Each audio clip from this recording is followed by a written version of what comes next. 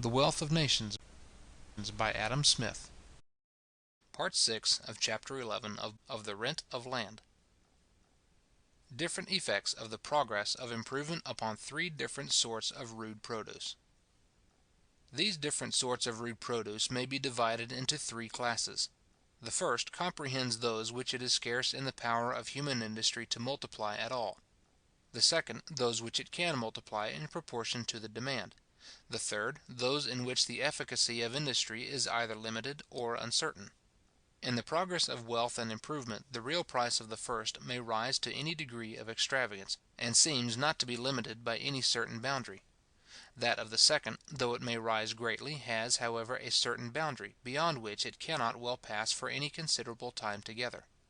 That of the third, though its natural tendency is to rise in the progress of improvement, yet in the same degree of improvement it may sometimes happen even to fall, sometimes to continue the same, and sometimes to rise more or less, according as different accidents render the efforts of human industry, in multiplying this sort of rude produce, more or less successful.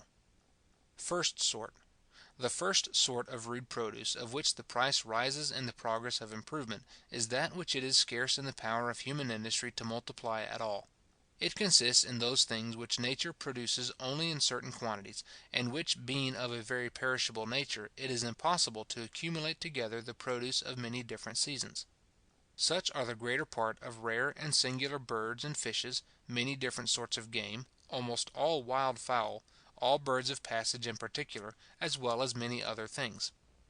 When wealth and the luxury which accompanies it increase, the demand for these is likely to increase with them, and no effort of human industry may be able to increase the supply much beyond what it was before this increase of the demand.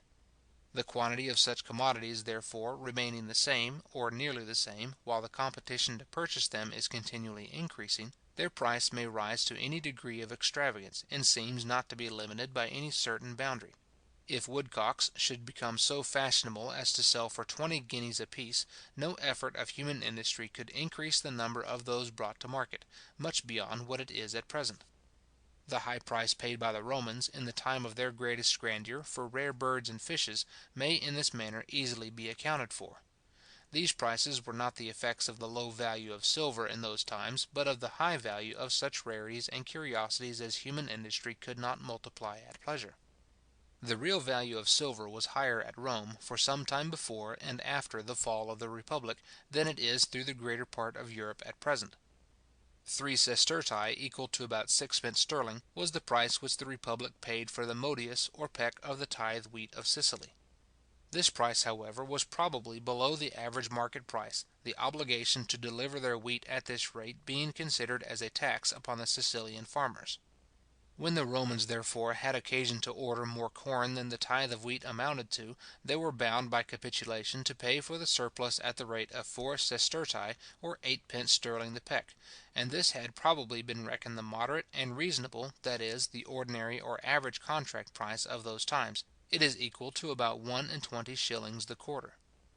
8 shillings the quarter was, before the late years of scarcity, the ordinary contract price of English wheat, which in quality is inferior to the Sicilian, and generally sells for a lower price in the European market. The value of silver, therefore, in those ancient times must have been to its value in the present, as 3 to 4 inversely, that is, 3 ounces of silver would then have purchased the same quantity of labour and commodities, which 4 ounces will do at present. When we read in Pliny, therefore, that Seius bought a white nightingale as a present for the Empress Agrippina, at the price of 6,000 sestertii, equal to about £50 of our present money, and that Asinius Celer purchased a surmullet at the price of 8,000 sestertii, equal to about £66, 13 shillings and 4 pence of our present money, the extravagance of those prices, how much soever it may surprise us, is apt, notwithstanding, to appear to us about 1/3 less than it really was. Their real price, the quantity of labour and subsistence which was given away for them, was about 1/3 more than their nominal price is apt to express to us in the present times. Seius gave for the nightingale the command of a quantity of labour and subsistence equal to what £66, 13 shillings 4 pence would purchase in the present times, and Asinius Celer gave for a surmullet the command of a quantity equal to what £88, 17 shillings 9 pence would purchase.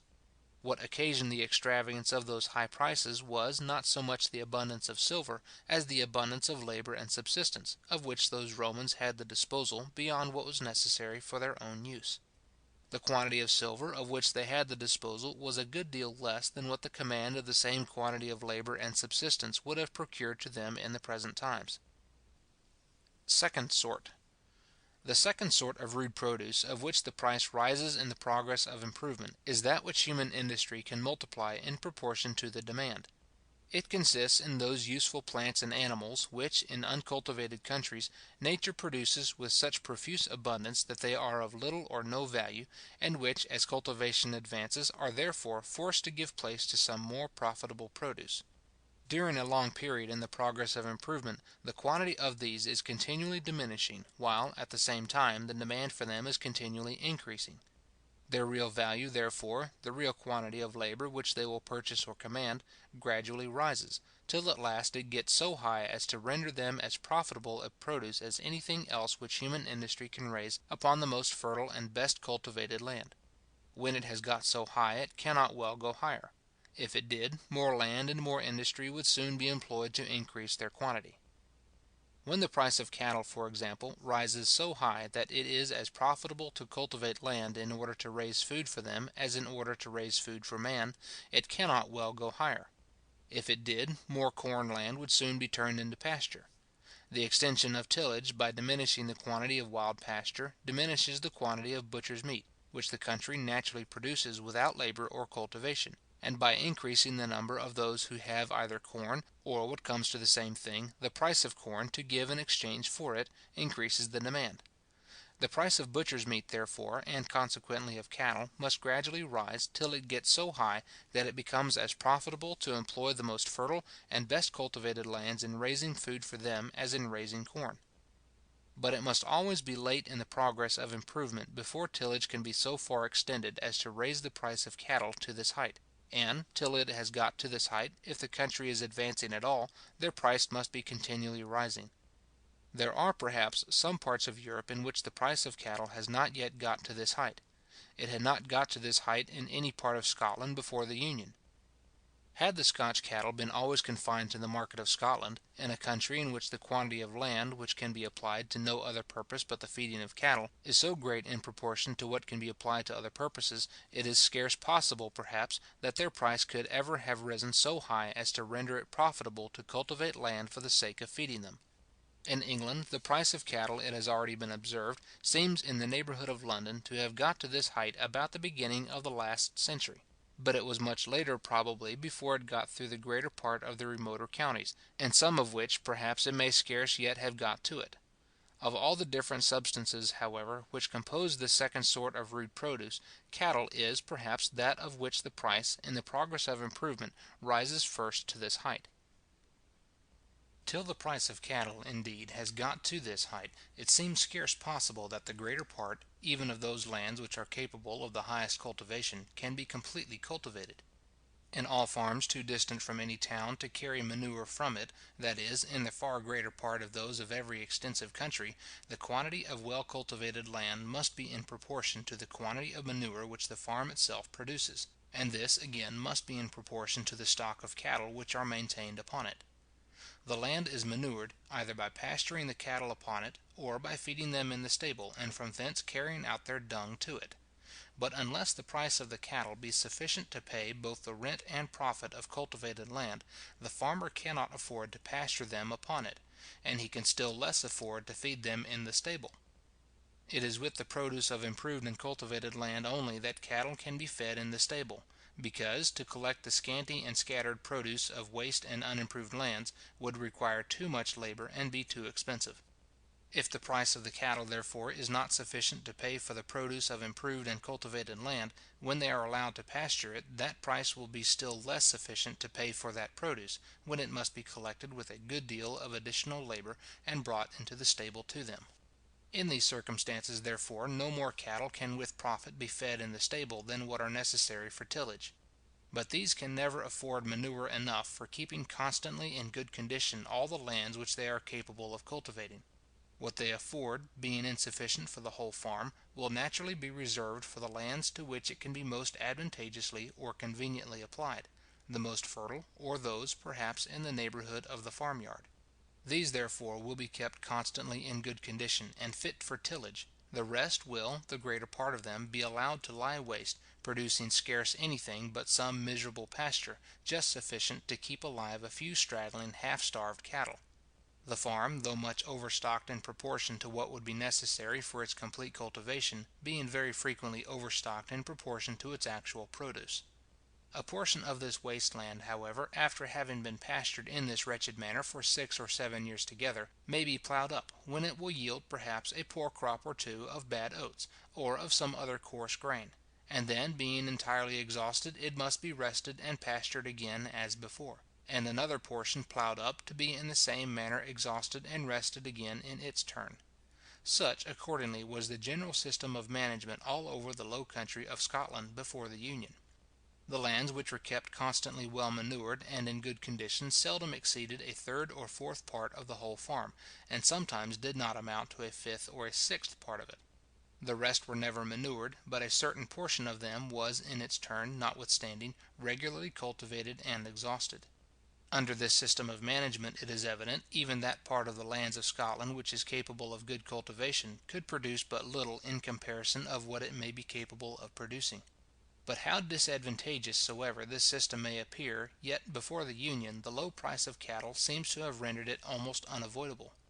If, notwithstanding a great rise in the price, it still continues to prevail through a considerable part of the country, it is owing in many places, no doubt, to ignorance and attachment to old customs, but in most places to the unavoidable obstructions which the natural course of things opposes to the immediate or speedy establishment of a better system. First, to the poverty of the tenants, to their not having yet had time to acquire a stock of cattle sufficient to cultivate their lands more completely; the same rise of price which would render it advantageous for them to maintain a greater stock, rendering it more difficult for them to acquire it; and secondly, to their not having yet had time to put their lands in condition to maintain this greater stock properly, supposing they were capable of acquiring it. The increase of stock and the improvement of land are two events which must go hand in hand, and of which the one can nowhere much outrun the other. Without some increase of stock there can be scarce any improvement of land, but there can be no considerable increase of stock but in consequence of a considerable improvement of land, because otherwise the land could not maintain it.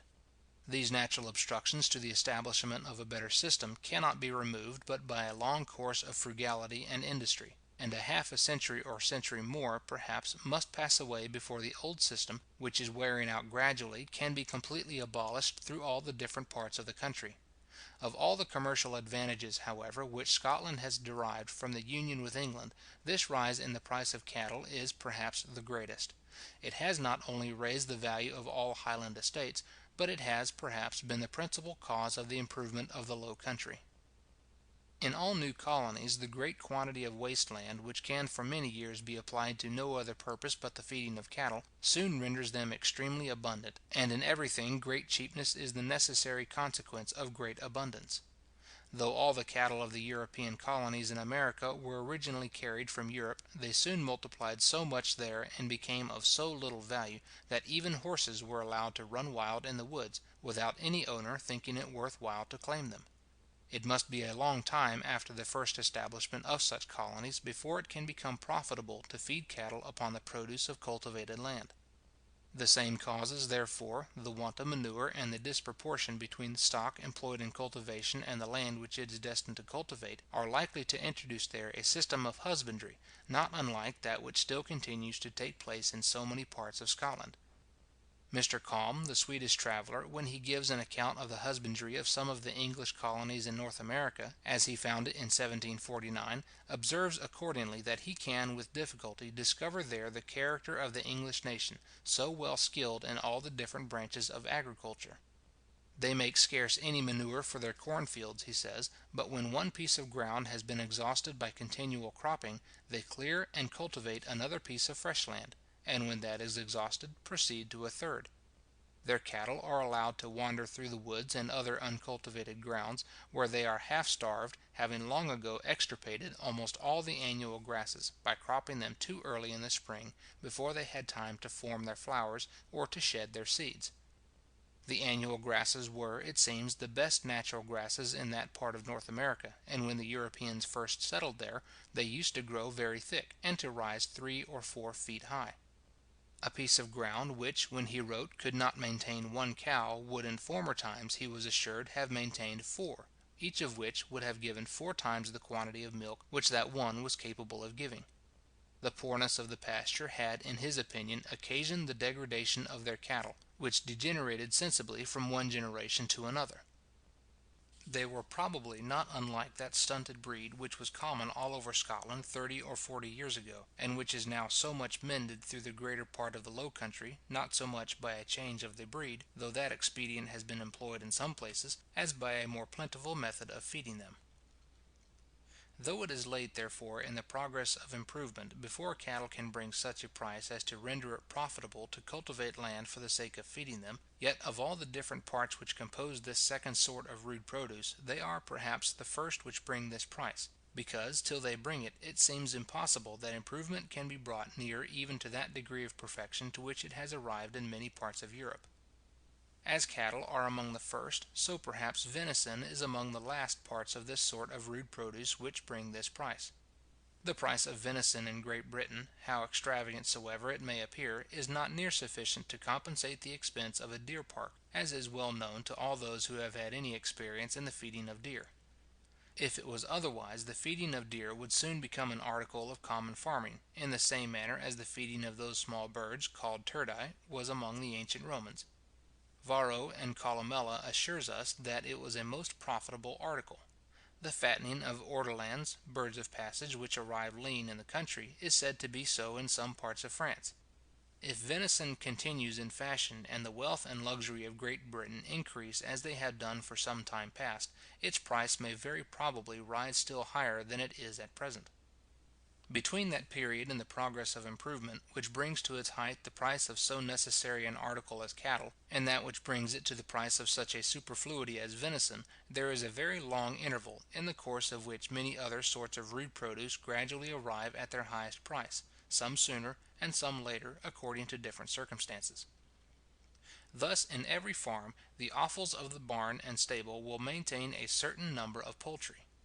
These, as they are fed with what would otherwise be lost, are a mere save-all; and as they cost the farmer scarce anything, so he can afford to sell them for very little. Almost all that he gets is pure gain, and their price can scarce be so low as to discourage him from feeding this number. But in countries cultivated and therefore but thinly inhabited, the poultry, which are thus raised without expense, are often fully sufficient to supply the whole demand. In this state of things, therefore, they are often as cheap as butcher's meat, or any other sort of animal food. But the whole quantity of poultry which the farm in this manner produces without expense must always be much smaller than the whole quantity of butcher's meat which is reared upon it; and in times of wealth and luxury, what is rare, with only nearly equal merit, is always preferred to what is common. As wealth and luxury increase, therefore, in consequence of improvement and cultivation, the price of poultry gradually rises above that of butcher's meat, till at last it gets so high, that it becomes profitable to cultivate land for the sake of feeding them. When it has got to this height, it cannot well go higher. If it did, more land would soon be turned to this purpose. In several provinces of France, the feeding of poultry is considered as a very important article in rural economy, and sufficiently profitable to encourage the farmer to raise a considerable quantity of Indian corn and buckwheat for this purpose. A middling farmer will there sometimes have 400 fowls in his yard. The feeding of poultry seems scarce yet to be generally considered as a matter of so much importance in England. They are certainly, however, dearer in England than in France, as England receives considerable supplies from France. In the progress of improvements, the period at which every particular sort of animal food is dearest, must naturally be that which immediately precedes the general practice of cultivating land for the sake of raising it. For some time before this practice becomes general, the scarcity must necessarily raise the price. After it has become general, new methods of feeding are commonly fallen upon, which enable the farmer to raise upon the same quantity of ground a much greater quantity of that particular sort of animal food. The plenty not only obliges him to sell cheaper, but in consequence of these improvements he can afford to sell cheaper; for if he could not afford it, the plenty would not be of long continuance. It has been probably in this manner that the introduction of clover, turnips, carrots, cabbages, etc. has contributed to sink the common price of butcher's meat in the London market, somewhat below what it was about the beginning of the last century. The hog that finds his food among ordure, and greedily devours many things rejected by every other useful animal, is, like poultry, originally kept as a save-all. As long as the number of such animals which can thus be reared at little or no expense is fully sufficient to supply the demand, this sort of butcher's meat comes to market at a much lower price than any other. But when the demand rises beyond what this quantity can supply, when it becomes necessary to raise food on purpose for feeding and fattening hogs, in the same manner as for feeding and fattening other cattle, the price necessarily rises, and becomes proportionably either higher or lower than that of other butcher's meat, according as the nature of the country and the state of its agriculture happen to render the feeding of hogs more or less expensive than that of other cattle. In France, according to Mr. Buffon, the price of pork is nearly equal to that of beef. In most parts of Great Britain it is at present somewhat higher. The great rise in the price both of hogs and poultry has in Great Britain been frequently imputed to the diminution of the number of cottagers and other small occupiers of land, an event which has in every part of Europe been the immediate forerunner of improvement and better cultivation, but which at the same time may have contributed to raise the price of those articles, both somewhat sooner and somewhat faster than it would otherwise have risen. As the poorest family can often maintain a cat or dog without any expense, so the poorest occupiers of land can commonly maintain a few poultry or a sow and a few pigs at very little. The little offals of their own table, their whey, skimmed milk, and buttermilk, supply those animals with a part of their food, and they find the rest in the neighbouring fields, without doing any sensible damage to anybody. By diminishing the number of those small occupiers, therefore, the quantity of this sort of provisions, which is thus produced at little or no expense, must certainly have been a good deal diminished, and their price must consequently have been raised both sooner and faster than it would otherwise have risen. Sooner or later, however, in the progress of improvement, it must at any rate have risen to the utmost height of which it is capable of rising, or to the price which pays the labour and expense of cultivating the land which furnishes them with food, as well as these are paid upon the greater part of other cultivated land. The business of the dairy, like the feeding of hogs and poultry, is originally carried on as a save-all. The cattle necessarily kept upon the farm produce more milk than either the rearing of their own young or the consumption of the farmer's family requires, and they produce most at one particular season. But of all the productions of land, milk is perhaps the most perishable.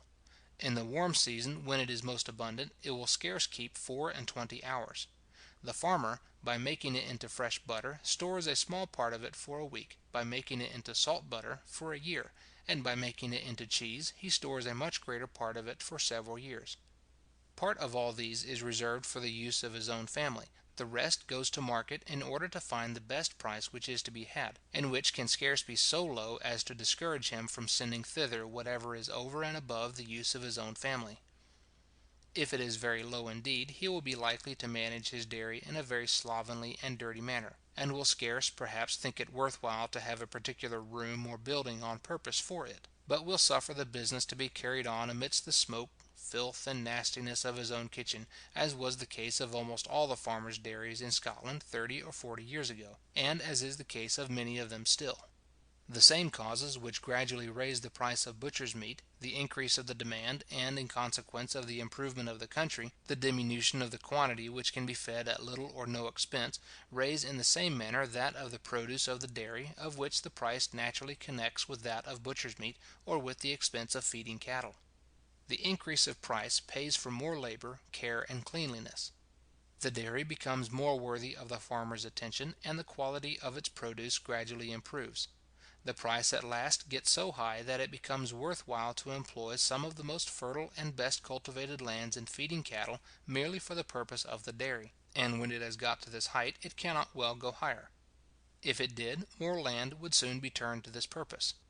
It seems to have got to this height through the greater part of England, where much good land is commonly employed in this manner. If you except the neighbourhood of a few considerable towns, it seems not yet to have got to this height anywhere in Scotland, where common farmers seldom employ much good land in raising food for cattle, merely for the purpose of the dairy. The price of the produce, though it has risen very considerably within these few years, is probably still too low to admit of it. The inferiority of the quality, indeed, compared with that of the produce of English dairies, is fully equal to that of the price. But this inferiority of quality is perhaps rather the effect of this lowness of price than the cause of it. Though the quality was much better, the greater part of what is brought to market could not, I apprehend, in the present circumstances of the country, be disposed of at a much better price; and the present price, it is probable, would not pay the expense of the land and labour necessary for producing a much better quality.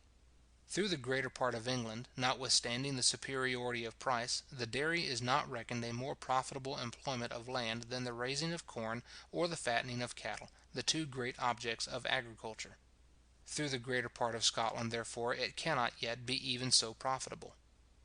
The lands of no country, it is evident, can ever be completely cultivated and improved, till once the price of every produce, which human industry is obliged to raise upon them, has got so high as to pay for the expense of complete improvement and cultivation. In order to do this, the price of each particular produce must be sufficient, first, to pay the rent of good corn land, as it is that which regulates the rent of the greater part of other cultivated land; and secondly, to pay the labour and expense of the farmer, as well as they are commonly paid upon good corn land, or, in other words, to replace with the ordinary profits the stock which he employs about it.